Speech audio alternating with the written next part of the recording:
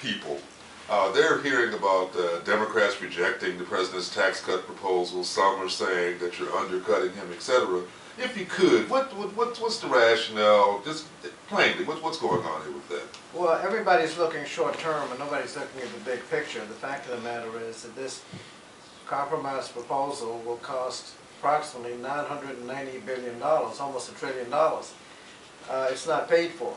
That's almost as much as we spent for the health care bill, which was paid for. The Simpson-Bowles the commission plan shows what $3.8 trillion in deficit reduction looks like. They have cuts in Social Security, Medicare, cuts in increase in the gas tax, 15 cents, elimination of the mortgage deduction, on and on and on. $3.8 trillion deficit reduction over 10 years. If we extend the tax cuts, that's $3.8 trillion in additional deficit. If we're going to pay for that, the Simpson-Bowles Presidential Commission plan shows what kind of pain you'll have to suffer in order to pay for it. My view is that we ought to just do nothing now and wait till next year and make all of the decisions at the same time. We're going to be doing deficit reduction next year. You cannot be popular doing deficit reduction. You have to raise taxes and or cut spending. I suspect that people will look at the choices we have next year, as unpopular as they will be, and will conclude that letting the tax cuts expire will be the least unpopular thing on the table. We've already got the Simpson-Bowles things includes in Social Security increasing the age of retirement. We have the President has said that we don't have enough money right now to have perfunctory cost of living increases for federal employees.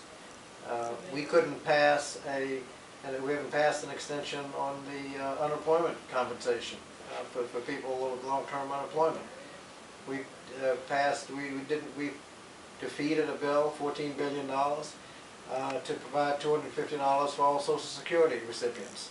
$14 billion. And we're talking about $990 billion over 2 years in tax cuts, a substantial amount for those making over $1 million. And so we have to make the decisions not in the sequentially, we have to make them all together. We have to decide if we allow these tax cuts to be extended, what kind of decisions are we going to have to make next year?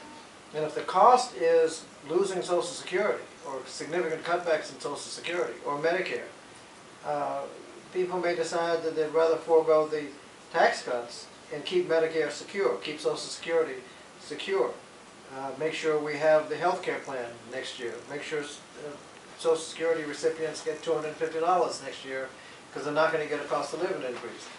Those decisions have to be made together. The fact of the matter is, I think next year we may well conclude that letting the tax cuts expire is the least unpopular thing on the table, and we ought not take it off the table and spend more money in 2 years than we spent on the stimulus package, more money in 2 years than we spent on that TARP thing 2 years ago. We need to be deliberate and make decisions taking everything into consideration. What do you say to